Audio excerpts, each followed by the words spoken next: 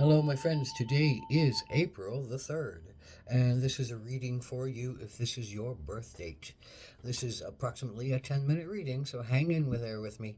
This is a four-card pull for the year to follow, covers the year to follow. A general energy card, an energy that might be sustained through the year or something that might chop it open. Then there's a particular challenge you might face this year. Then an action you can take to stay in balance. And then an outcome or synopsis card.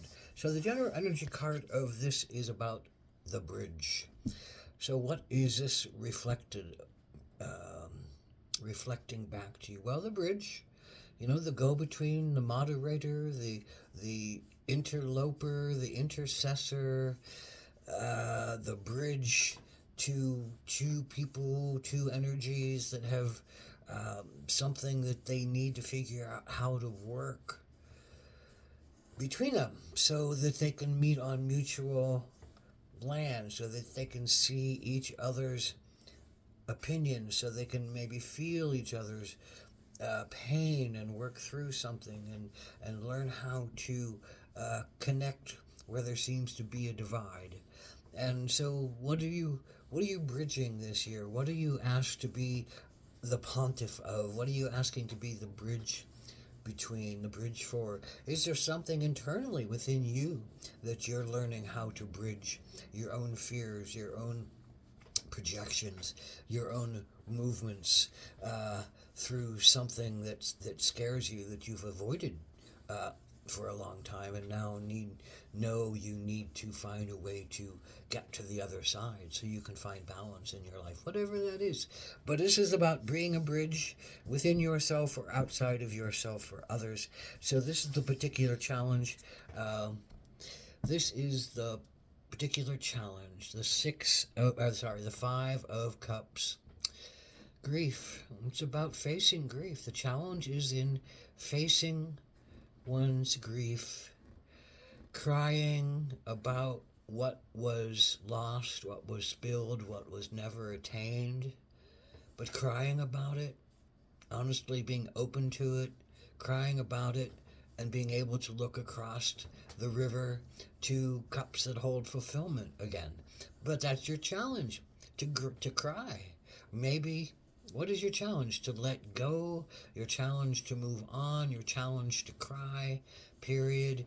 Your challenge to think it's over, to something is done, that something is gone. Maybe it's your challenge to face it, that someone has left this plane, or someone has left your plane of existence, or someone has left something, a hole in you that you had, some kind of fulfillment with.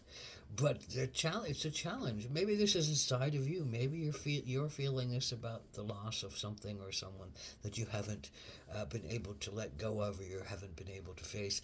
But I think on a lot of levels, this is probably going to be external as well, because you'll learn more by giving to someone else who is facing this than looking at yourself. Then you'll have a great reflection. So I think this is someone else who has lost something but can't face it, who can't. Is either hold up in their beliefs that, well, it's not over, or they're not gone, or this isn't going to change, and or just the belief that they can't cry for some reason. Maybe they're afraid that once they start crying, they'll never stop crying. And there's a great hesitancy in that as well. But uh, your goal, I think, is to be open to someone who feels in pain, and you don't, and you're asked to be a mediator for them, between them and something else, or someone else, or their own fears. So this is the action to take. It's the owl. And on some level, um, someone is deceiving themselves. And this is where I think another person comes in. You're a bridge for two other people. One who um, can't face themselves, and another who can't quite tell the truth about what they do know. And the owl is highly deceptive, highly aware, highly receptive, uh, in the perception of deception. So this is you. This is your action to take. You are very perceptive. highly perceptive of what is going on beneath people's energies. And you can utilize that owl energy to understand what is going on between for someone or between someone and someone else.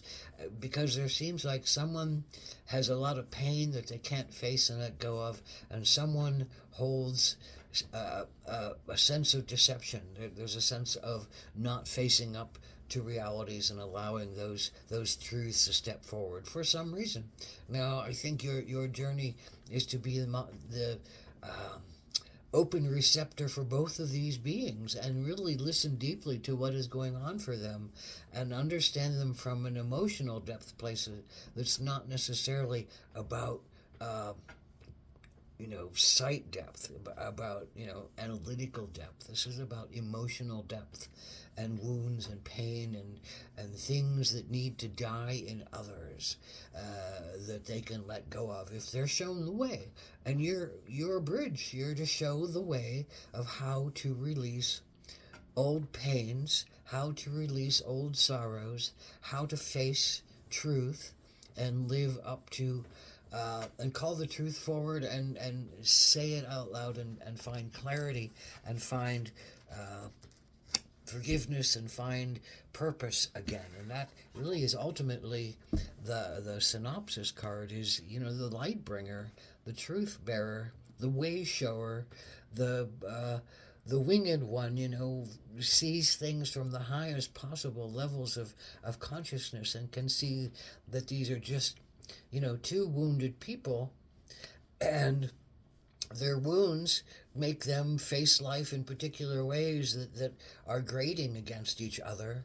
But it's really about hearing the wounds so they can hear their own wounds and do their own healing work, and come to better spaces where they don't have to use those mechanisms to protect themselves any longer. And you know a lot about this. You've done a lot of this work. So allow yourself to be the way shower this year. Allow yourself to work with the wounded ones. Hear them deeply. Hear where they're lying to themselves. Hear where they're not able and why they're not able to face loss, abandonment, pain, and rejection, and become a bridge. And you'll bridge it in yourself as you bridge it for others. But I think you know that. So blessed be to you.